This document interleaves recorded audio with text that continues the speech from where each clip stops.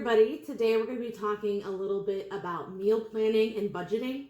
If this is not something that you currently do, it would be a really good idea to start. It's just something that helps us to be planned for meals throughout our week or our month, however we choose to plan.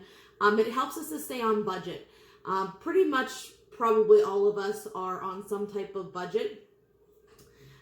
As far as groceries and things like that are concerned.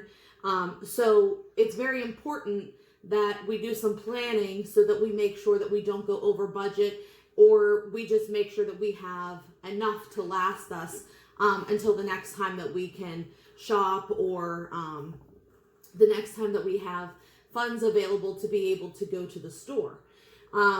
You also may need to plan around how you get to the store. If you can't get there independently, if you have somebody that helps you to go grocery shopping, you may kind of have to base your meal planning around that scenario where maybe somebody comes once a month. So you may need to plan a monthly calendar or a monthly menu. But if you go every couple of weeks, then you don't have to plan quite as far in advance. So when you're meal planning, it can be very simple or as elaborate as you want it to be. The only thing you're going to need, I just kind of created a sample menu using a sheet of paper. You can also use a calendar. This was actually a free calendar. It's the town planner that you get in the mail every year at the beginning of the year. So you could use a calendar like that to write on, or you could go ahead and just use a piece of paper. There's also online, if you have the ability to print. I know right now you can't go to the library, but once the libraries are back open, if you wanted to go online and search for meal planning, worksheets and things like that, there's all kinds of resources online. But I just really used a sheet of paper to create mine. And I labeled the days of the week from Sunday all the way to Saturday. I created 2 weeks worth of meals. And then at the very bottom, I just left myself a little spot for a shopping list. And then I can put this on my refrigerator. Now, I like to leave that little spot at the bottom for a shopping list because sometimes, maybe on Sunday, I realize that, I'm running low on milk, or I'm going to need an ingredient that I thought that I had for a meal that's later in the week. So I can write myself a little note down there that in the moment when I'm thinking about it, I write it down. And then if I have to go shopping in between, or if I have to ask somebody to pick me something up at the store, I can reflect on my list. There's been many a times that I've been walking around and I thought, I need to pick this ingredient up. And if I don't write it down right away, sometimes I forget. And then when it's time to make the recipe, I don't have it. So leaving yourself a little space for a little shopping list so that you make sure that you're keeping track of anything that you might need in between your shopping times, or if there's somebody that's available to help you get to the store or to go to the store for you, that could be a little list. So when you're starting to meal plan, you have to think about what do you like to eat? What meals do you enjoy? What do you eat most often? And what I have done over the years is I've actually created myself a recipe box. And this is composed of lots of different things. So I've had people give me recipes on recipe cards. I have written down my own recipes, maybe from Pinterest. I've taken those ingredients and the directions for the recipes and I've written them on note cards for myself. That way I don't have to go back to my phone and search for the recipe and find it. It's easy to access for me. And then also, there have been times where I've seen magazine pages with recipes on them. And I have gone ahead and I've taken those recipes out. Now, if they're not your magazine, make sure that you don't tear it out of there unless you have permission to do so. But my mom has given me magazines over the years, cooking magazines, that I have just gone through and taken the recipes out of. Or there have been times if it wasn't my magazine, I take a picture of it and then I can either print that picture out or I could use my note cards to write it down. So I've created a recipe box that I can go to if I feel like maybe I've been eating too much of the same thing and I want to switch it up a little bit, I can go back to my recipe box and look through there and see, what other kind of recipes that I have. The other thing that I have done is I like to pick up inexpensive cookbooks. So I have a couple here. This is Weeknight Wonders, family-friendly meals made easy, and then Quick and Easy Healthy Meals. I got both of these at Five Below for $5 a piece. And they are full of recipes. So many great things in there. But the great thing about that, before you buy something, there were several different cookbooks that they had, but I took the time to look through it and make sure that there were enough recipes that I would like and that I would enjoy, that I would actually make. You don't want to spend money on a cookbook that doesn't have a lot of recipes that you're going to use. So I looked through them first. I made sure that there were plenty of recipes in there that I would like and enjoy, that it would be worth me spending the money on them. The next couple I actually got these at Boscov's, and they were 99 cents a piece. The dollar store often has tiny little cookbooks, but Boscov's a lot of times has these as well up in their the auditorium up on the second floor at the Beaver Valley Mall. So they were 99 cents, and this one happens to be Chinese food, and then there's one for sauces, sauces, and dressings. So for 99 cents, I thought that was a steal. I picked them up. Again, I leafed through them to make sure that there were things in there that I would make, and then I went ahead and purchased. And then the last thing I have, this was actually given to me, but it's called the Slow Cooker Revolution. I highly recommend having a crock pot because it's a really, really, really convenient way to cook a meal, especially if you're very busy, or you have days where you're going to be out and about all day and you might not be home until later. And maybe by the time you get home, it would be too much for you to kind of create a meal. So if you can plan a crock pot meal, something that you can put in there that can cook during the day while you're gone, and then when you come home, dinner is ready. So that's kind of my little recommendation. If you don't have any type of cookbooks or anything, keep your eye out even at yard sales. During the summertime, a lot of people kind of try to get rid of old cookbooks and things like that. Or even old magazines. People try to, get rid of them, and you may find some that have some recipes that you enjoy. So after you've kind of determined what you like to eat, what you eat often, or maybe what you would like to make with some different recipes that you found, you have to look at what you have in stock. What do you have in the pantry? What do you have in the refrigerator? What do you currently have that you can kind of start to build a menu around? Then you have to think about your budget. For each of us, that may look a little bit different. Some of us may have bigger budgets and some may have smaller budgets. It's gonna depend on how many people you're cooking for. Is it just you, or do you have 2 or 3 people that you're cooking for? So all of that has to be taken into consideration. So look at what you have in stock. Think about what your budget is. The budget is important because if we go over budget, we may not get some of the things that we need, and we may then not have things, longer term. So if we spend too much money on our shopping trip this month, that may mean that the next month we can't get as much. So we have to be very mindful of our budgets. For example, I love crab meat, and I have found recipes that use crab meat in them, the real crab meat, not the imitation crab meat. And I went and I looked at how much a can of the crab meat would be, and it was over $20. And I said, I don't like it that much.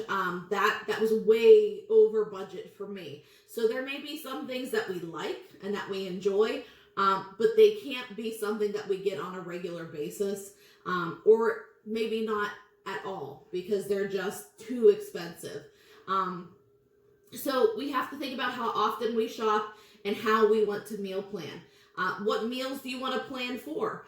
For me, breakfast and lunch is kind of easy. I can do that kind of on a day-to-day basis without really planning. But dinner is where I feel that I need to plan the most.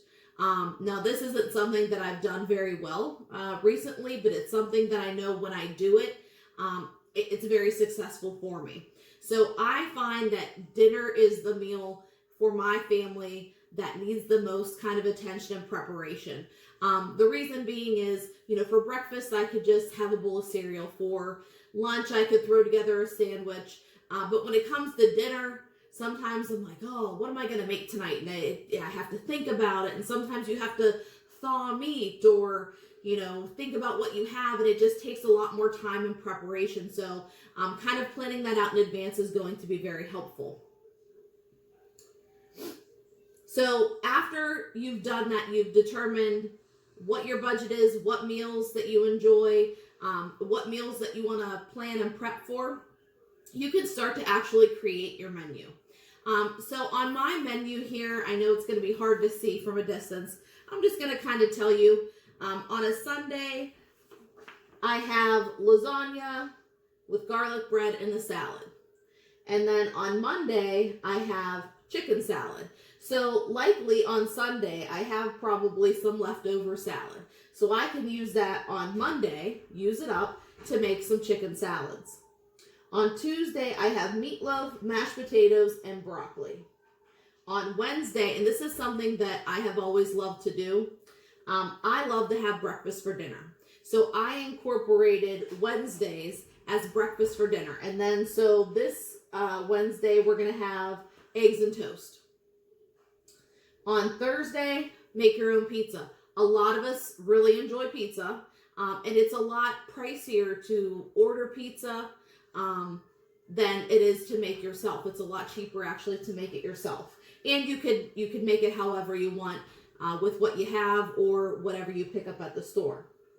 On Friday, grilled cheese and tomato soup. And on Saturday, I like to do this for Saturdays, leftover day. So that's the day where you kind of maybe go through and maybe it's a really creative kind of hodgepodge of a meal, but it's kind of essentially using up anything that you have left over from the week because we don't want to waste. If we have things that are sitting around in the fridge too long, we have to throw them away. And you spent money on that. And so we want to make sure that we use the ingredients that we have. And we want to make sure that we eat the food that we've prepared. We don't want to see anything go to waste. So using Saturday as a day to kind of clean out the fridge, finish any leftovers, and then we could start fresh for the next Sunday. So the next Sunday, I have chicken and stir-fry vegetables. On Monday, Italian sausage sandwiches, and I love to do my Italian sausage. I actually just had it last night. I put it in the crock pot and I let it go on low for the whole day, and it's delicious. Tuesday, Big Mac salad. So guys, I love the taste of a Big Mac from McDonald's, but let's be honest, that's a lot of calories that I don't need. So I found a recipe to make a salad using lettuce and then some ground meat and then chopped up pickles, shredded cheese, and the Thousand Island dressing. And I kid you not, guys, it tastes just like a Big Mac. So it's kind of a way for me to kind of get that flavor, but on a much healthier level. On the next Wednesday's breakfast for dinner, I have pancakes. On the next Thursday, I have spaghetti and Italian sausage. So what I'm going to do is I'm going to take some of that leftover Italian sausage that I might have had. I'm going to go ahead and use it to have with my spaghetti. On Friday, grilled ham and cheese and soup. It could be any canned soup that I have, or if I have some homemade soup laying around, I could use that as well.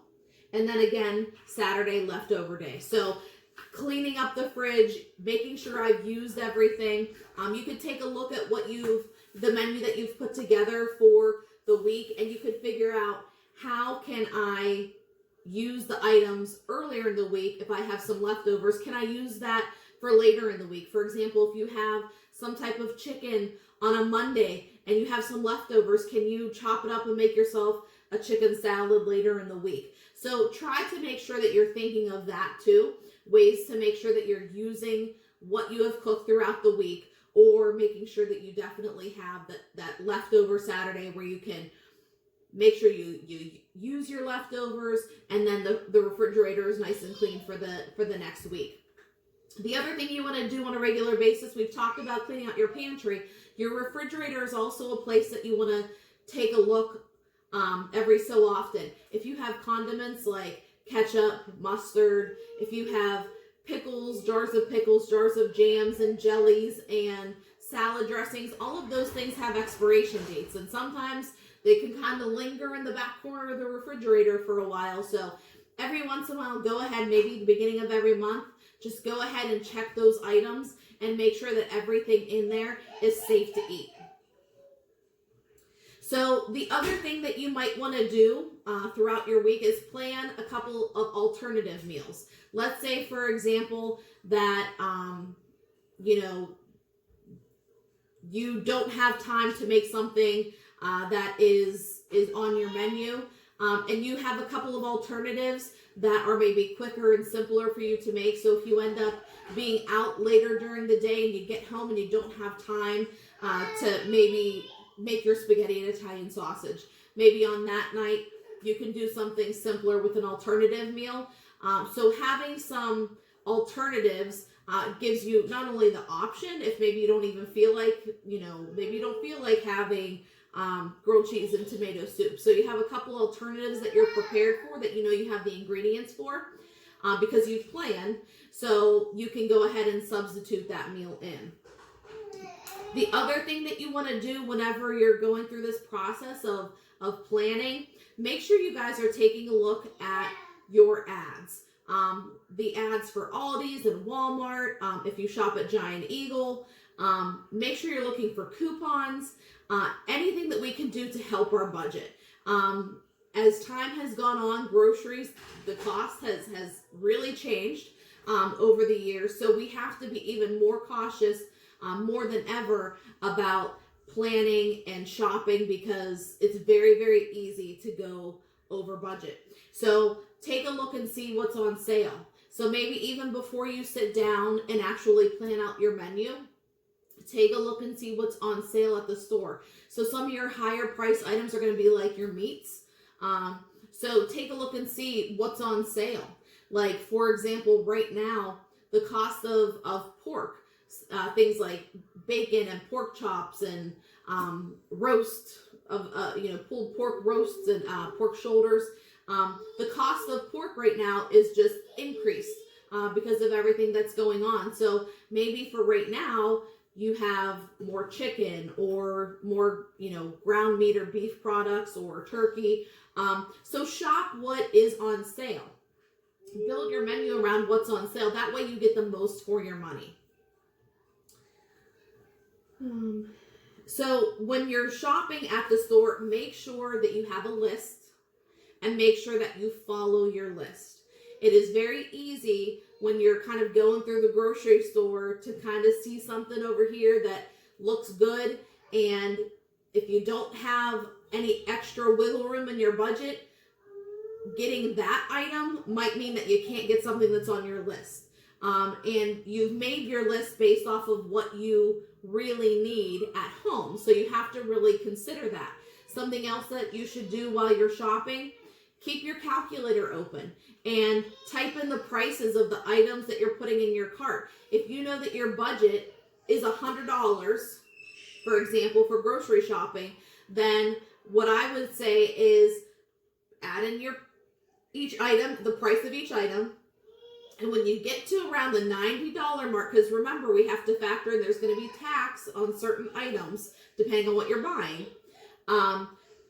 You may need to kind of, once you get to that $90 mark, kind of take and evaluate what do you have left to buy. And at that point, you can kind of decide whether or not you can continue to shop, or if you have to pick and choose certain items. Maybe you don't need something in your cart right now. Maybe you can get it in a few weeks when you have more money. So you want to make sure that you're staying on track. If you have the ability to shop online, like for example, a lot of people are doing like Walmart pickup. A lot of people find that whenever they go onto the website and they put their order in for the food that they need based off of their grocery list, they're not in the store seeing all the other items, so it's easier not to kind of pick up those things that you kind of see as you're shopping around. Or I know for me, if I go to the grocery store and maybe I'm a little hungry, it's really, really easy to pick up things that I don't need that aren't on my list because I'm hungry and it looks good and it sounds good. So if you have the ability to do like a grocery order and pick up online, you can give that a try.